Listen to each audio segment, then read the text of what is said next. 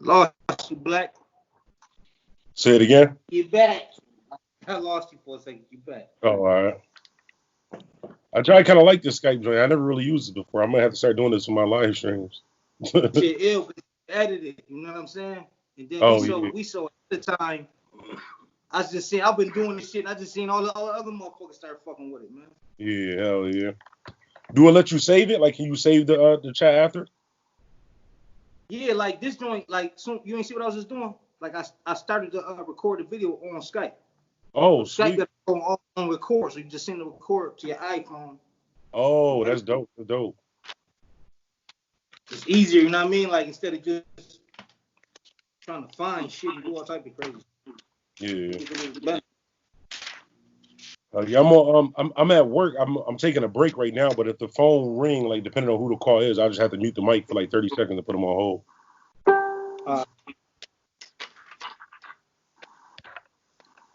Okay.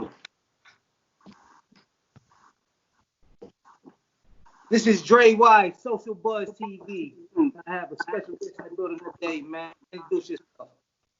What's good? It's DJ Bandanablack, Mr. Well Connected, even more respected, Mr. I Am Buffalo. I'm so used to saying that. Actually, what's good? Your slogan, man. Yeah, definitely. Yo, where are you from? You from Buffalo? Is this your original? Yeah, I'm from Buffalo, east side of Buffalo. I grew up in Central Park. I was born on over in Cold Spring, like Utica, but I grew up in Central Park.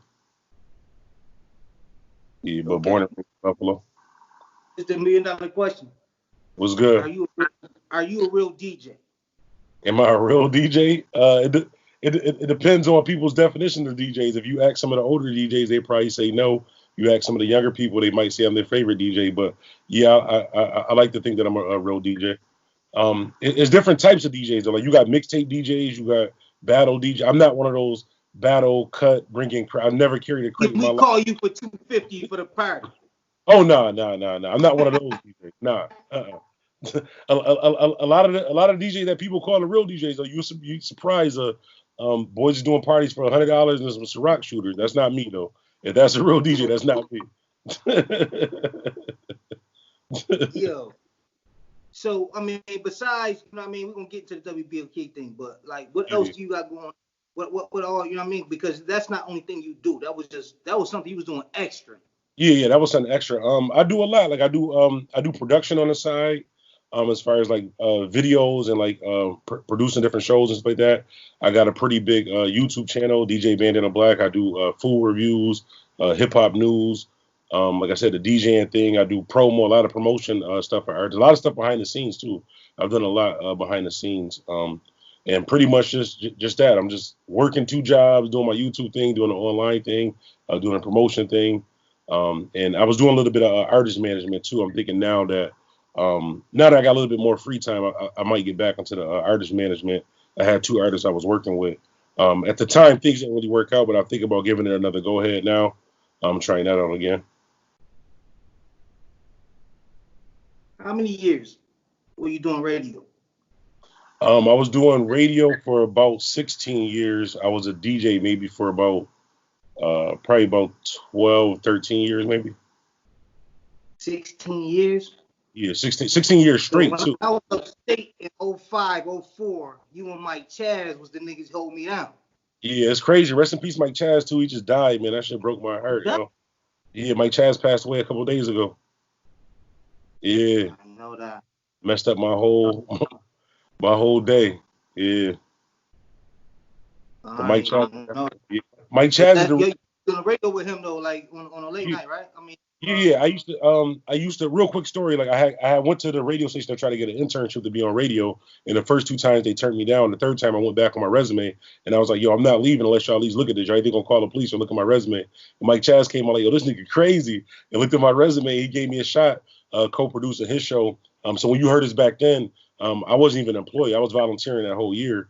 Just to be on radio to help his show and stuff like that. I got like three months of credit for school. I quit my job and volunteered for the whole year to get on, and finally got on. So I hear that a lot, like volunteer work in a lot of areas, like could push you further. Would you recommend people volunteering if it's something they want to do? Yeah, definitely. The way I look at it is a lot of people say, okay, I want to be a DJ, I want to be a rapper, but I'm not getting paid for it. Volunteer. You're not getting paid for it anyway, so you might as well volunteer until you start getting paid for it. Learn some stuff. Like that's what I did with radio. And I never wanted to be a DJ. Like my aspiration, I've never thought about being a DJ until I got on radio. Even when I got on radio, I didn't want to be on radio. I wanted to run the boards and do stuff behind the scenes like I was doing for Mike Chaz. Just that after I got up there and watching like DJ Noodles and DJ Wolf and Heat and Hassan, different people like that, it made me want to do other stuff. So if I would have never volunteered and did that, I'd have never, I'm saying, been a DJ and did a lot. I'd have lost out on a lot of money if I didn't volunteer to for that year, because I definitely did a lot in those years. Even now, I'm doing more now than I was doing when I was on radio. And well, I share that part when we get on the WBLK part, but it's a little surprising factor in that whole situation. You want me to get there, but I want to ask you though is that I want to tell you something. I don't want to ask you nothing. I want to say that I've been listening to you on the radio, and I'm not really a radio person, but you've been really a real advocate. I want to salute to you. You've been an advocate of Buffalo forever. Like whenever you talking Buffalo talk. You Mr. Buffalo, man. Elaborate on that, man. I think they lost that. I think a couple people lost that. Yeah, I definitely appreciate that. I don't think people really, I'm not gonna say appreciate it, but I don't think they really notice what I did for the city, what I did for the artists in Buffalo until like it's probably not gonna hit now that I'm going, but about another 2 months from now, they're gonna see like, damn, Jai had a good little situation. Probably should have supported it, because now it's gonna be different. Like you might still hear music being played, but it's gonna be a whole different. I did it out of love. It wasn't about ratings. It wasn't about voting. It wasn't about trying to sell an ad or anything like that too. I did it because that's what I wanted to do, to try to help the city out. As far as artists, that's always been my thing. And a lot of people don't give me. I mean, I've helped a lot of people with radio. Not even just being on radio, connecting with different people, putting in good words and stuff like that too. Let's say who you helped. Let's just name some of the artists that you broke records on from Buffalo, like that when nobody give them a chance.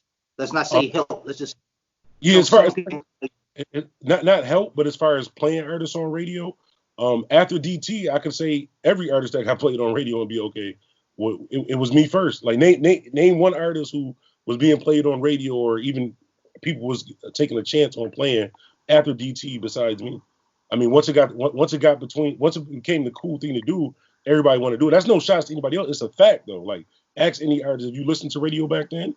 It was just me. Like after DT left, it was me who did that. And not to take the credit for everything, but that's really what I wanted to do. People may not agree with that, but it's a fact. Like you can't name any artist. Any artist is popping right now that's in the town. They're gonna tell you I was the first person that played them.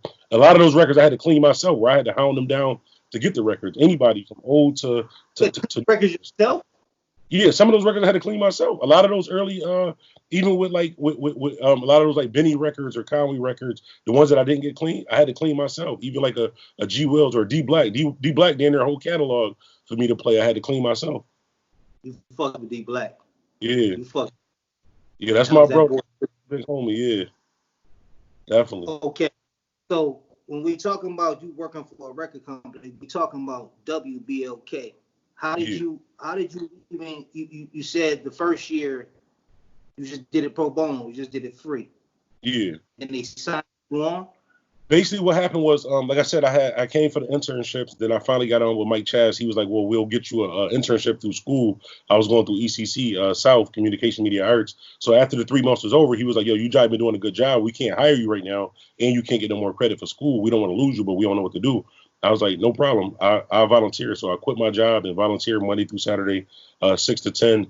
And then one day, Mike Chaz was like, yo, we want you to be like a fill-in, like a part-timer on air to fill in or whatever. And I was like, nah, I don't really want to be on air. I just kind of like doing behind the scene thing. So he waited like a couple months. He asked me again. And then the third time, Mike Chaz was like, yo, just come up to the station, like meet me there like midnight or something like that. It was like an overnight. He was like, I'm going to stay by you the whole night. Don't worry. I'm just going to test you out on radio. We got up to the radio. Mike Chaz like, yo, don't say nigga and don't curse. Went in the other room and went to sleep and left me on air. So I guess he was still listening while he was in there in the joint, because I didn't say nigga, I didn't curse. And then he was just like, yo, I'm going to talk to Chris and see what happened. At the time, they had like a contest where it was like the next radio personality, where they had like, I think it was like Ed Nice, Still About Money might have been a part of it. I know it was Ed Nice and somebody else that was in it, but I wind up not doing the contest thing, and I was doing so good on air that Chaz talked to Chris Reynolds, and they gave me a shot, and I wind up doing Saturday nights, 10 to 2. It was me and I think it was me and Noodles first, and then me and Heat, and then Heat left, and I just took over the whole 4 hours on Saturday night, and I just been on ever since then. So for Saturday nights, how many years you do this on Saturday nights? As far as my own show, maybe about, I've been on BLK for 16 years, but as far as my own show, my memory is bad, but probably about at least 10, 11 years. Yeah, at least 10 or 11. 11 years. Yeah, probably more, but I'm gonna say at least 10 or 11. On Saturday nights. Yep, Saturday nights. When your CD pop up by mistake, that your voice on there. We hear you. We in the like, we got a couple minutes before we change the CD for the commercial come on. You feel me? Yeah. And one thing I did with radio was that, like, one thing Mike Chaz taught me, he told me years ago, he was like, yo, he's like, you different, like, never change how you are, like, whatever you are, just always do that no matter what. So when I got on radio, I kind of used that same method where, like, if you listen to my show, I never really try to play like the new Little Uzi Vert or the new Young Thugs like that. I only played music I wanted to hear. I went up to the radio and played my own soundtrack. It just happened that half the city liked it and they supported it, especially like in prisons and shit like that too. So a lot of times on radio, well, not a lot, all the time, I play stuff that I wanted to hear, and it just so happened other people wanted to hear it too. So I never even looked at a rating book. Like how we have ratings to keep our jobs. I never been to any of those meetings or tried any of that stuff. I was doing it for the city, but in a couple months they're gonna see the difference. They definitely is. Being a DJ, if you're in different cities, you kind of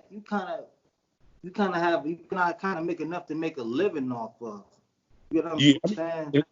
As far as like with BLK, that money was nothing. Like I did other stuff. I did mixtape hosting, promotions. I got 2 jobs. I have a whole career, whole other job, whole other thing that I do. So it wasn't about the money. Like I spend more money in snacks, gas. Because you're the ultimate hustler. But what I'm saying is though, at times people take advantage of some people they don't have to. Like if I'm done with you, if I fuck with you, you don't have to take advantage of me. I'm with you. I do this shit for free if you my man, if you my people. Yeah. You doing that with them for so long, I'm so lost at the disconnect. Like how all that time go by and you doing a phenomenal job. Like we tuning in to hear you. You know what I'm saying? Like people don't know I just like I only met you a couple times, but like we fuck with you in the city. We hear you, listen to you. Me personally, I don't think they fucking you. It's hard to even say it. Like your value. Like sometimes you gotta do what you gotta do to get ahead. But once I'm ahead and you see what I did, you should compensate me for that because it's there. The money there. I think what it is the disconnect between like the corporate and radio and the actual like streets. Like when you think of BLK and you think like an event and you think somebody gonna be there, you would think of me, Adri V, Wire Now, Big Rob, like those people who's actually in the community, not these people who make decisions that's higher up. And I think they didn't see the value in it. Because say for example, the reason why they said that they had to let everybody, well not everybody go because it wasn't everybody, it was just me and a couple people, but they were saying it was a money issue. I offered to volunteer to do it. I would have been willing to even do it for free and pay 2 other part-timers, whatever they was making for the month because it was the shorts anyways. And on top of that, like everything is digital. I could have made like, not to get too much of my own business, but as far as like with a digital platform, I could have made enough for them on their YouTube to pay my salary for the whole year in a month, just off a post that I was doing on their YouTube thing. But I don't think they actually seen that, and they didn't see it yet. But in a couple months, they're gonna see the difference. So it was a post you probably didn't see. They said DJ Bandanablack talking about $40. Say it again. He was getting $40. It was a stat that they put up, like DJ Bandanablack always complain about. He always got jokes about girls with $40. He was taking $40. First of all, I be joking a lot on Facebook. I don't think I ever did a joke about chick getting $40, but I damn near make more money than that. So that was definitely a joke. Whoever said that was definitely a joke stat. I wasn't even making 40 at the station though. That shit funny as fuck though, bro. Yeah, that would have been something good. Shit, if I was getting 40, I would have been all right. did the coronavirus change things at the station, or was it just they just wanted to change direction of what they was doing? I'll answer your question with a question, right? So if they're saying that it was because of the corona thing that they're losing money like that too, mind you, this is like. I'm asking you a question. I gotta answer a question. Well, no, not answer. I mean, for you to fully understand it, like for me to, because it doesn't make sense to me. So if they're telling me it's about money, this is like a week and a half after the whole corona thing started, so they don't even know how bad it's gonna be at first. Like, so me, I'm not living check to check, but damn near check to check. But you're a multi-million-dollar company. There's no way you didn't have a savings to be able to afford the $10.50 you was paying me every week. So yeah, the coronavirus did honestly affect radio and affect like their bottom line. But if I'm offering it to do it free, you're down there paying me for free anyways. Obviously, it wasn't just about money. A lot of time, like we had a new person, a new program director. Sometimes when you get a new program director, they want to switch things up. But it's kind of hard for them just to fire everybody and bring in new people or like that too, just right off the bat. So you can use a situation like the coronavirus and say, oh, it's about money because of the corona. That's the reason why we're doing everything. Because if it's budget cuts, then how I got the most seniority in everybody, but it's other people that's on BLK that's part timers. That's now, I mean, no hate to them, like that's still family. If you look at any of them stats, I never said fuck BLK. I never bashed BLK. I told the truth. Everything I said was the truth. There's still people at BLK who I rock with that's still on here. Adri V, Wire, Ed Nice. They can call me for anything right now. We still friends. I mean, publicly they probably can't say it because they're still over there, but it's no problem with me with anybody that's over there. But I think that whole corona thing was a lie. They were just using that so the public wouldn't really take it as bad as, they really getting rid of all the people why we listen to the radio for. Who else left with you? I'm not left with you like I just walked off, but like didn't they let somebody else go? Yeah, me. Somebody else leave? Yeah, all the dark skinned guys. No, all jokes. All the light skinned niggas still there? No, I mean that's really what happened, but I don't think that was the reason why. But me, DJ Big Rob, and Still About Money. So me, Still About Money, and DJ Big Rob all got let go. How tall is all y'all? You about all 6'1"? We all about the same size, and people say me and Big Rob. But yeah, I don't think that was the reason why. I don't think it was like a dark skin, light skin thing. But honestly, I think it was just about they probably wanted to go in a different direction.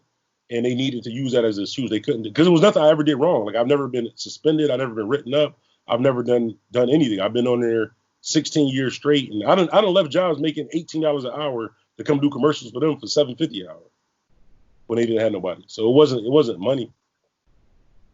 So I'm gonna do the same thing you just did. How could you undervalue somebody you already undervaluing?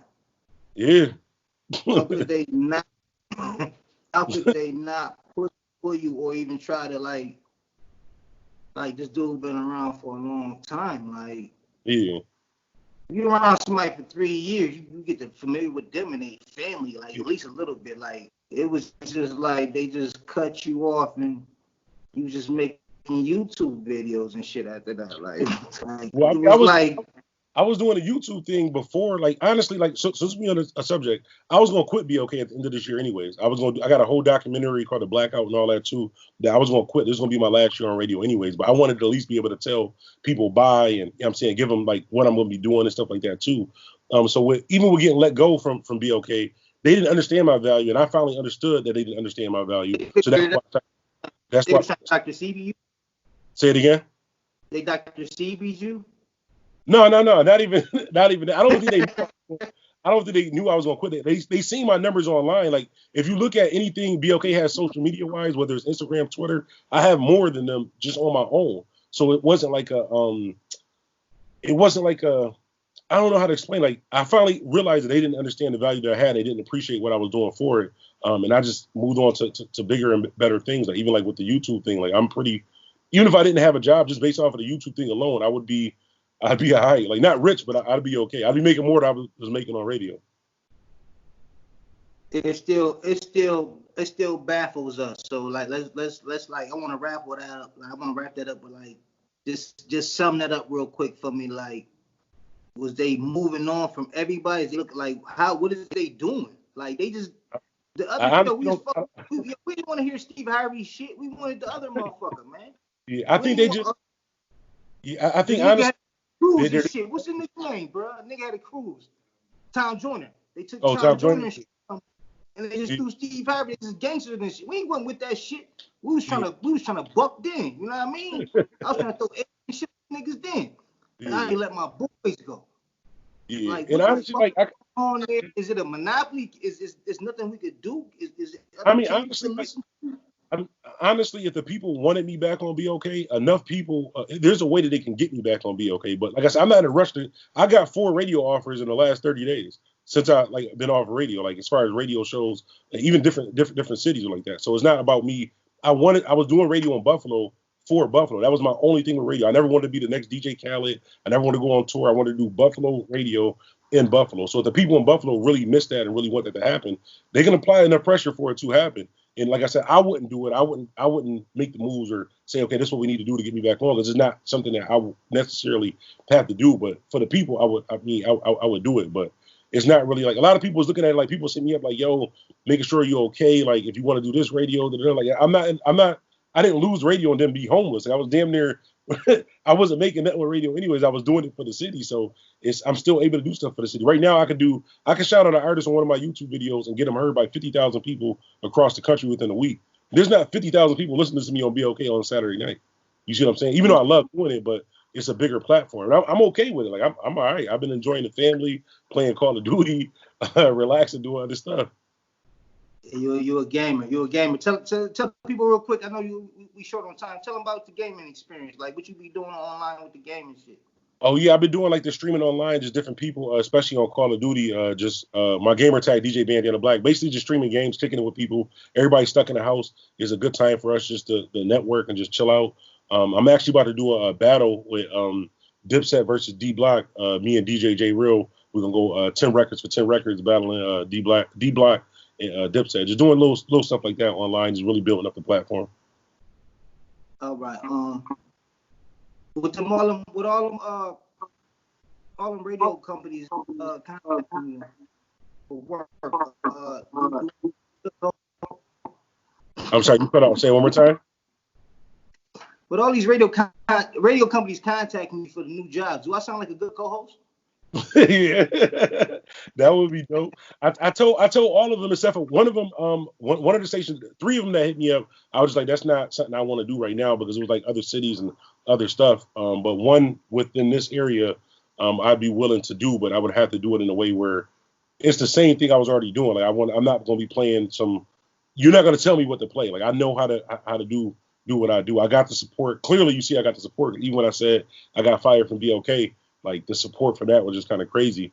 With BLK, I probably couldn't get back on. I probably banned from anything related to BLK because I don't know if people noticed. Like when they fired me, I did a post on the BLK website and their Instagram and their Twitter with a picture of me that says WBLK fires DJ Bandanablack on their website, their Instagram, and their Facebook all at the same time. Because I'm like, there's no way you're just gonna fire me and not let the people know the truth. At least I'm gonna let them know what happened, and then they can have their own conclusion to it.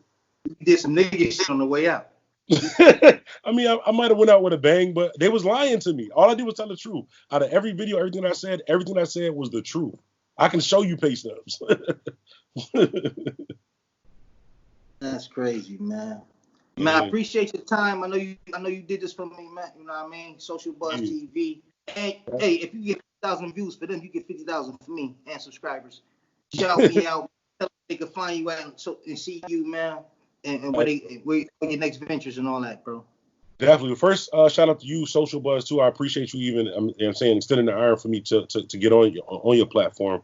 Just keep up with it, stay consistent. Your joint gonna be crazy too. I might be hitting you up for a job on your joint. But as far as you can find me everywhere, DJ Bandanablack. Most importantly, the YouTube channel, DJ Bandanablack, and the Bandana Fam YouTube channel. But I'm on Twitch, Instagram, Facebook.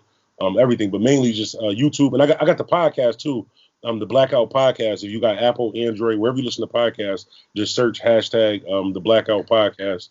We got a new one, a new episode dropping tonight that's dedicated to Mike Chaz too. Well, how recent did he pass? He passed this was 3 days ago. He passed the same day that Fred the Godson passed. I think he passed, so that's when we found out the same day that Fred the Godson passed. It was the same symptoms? Say it again. It was the same symptoms? No, I don't know what. I don't know what Mike Chaz passed away from. I know he had health issues before. I don't know what he passed away from. I just know that he did pass away. Rest in peace, Mike Chaz. Definitely. Appreciate you for coming along here, Social Buzz TV. I am Dre Wise, man. Hope y'all been informative. Hope y'all know how a little bit how the radio industry works. You know what I mean? Everybody not upfront with everything, and people will use you for what you work, man. But I appreciate you for coming through, man. All right, definitely. I'll check you. No doubt, bro.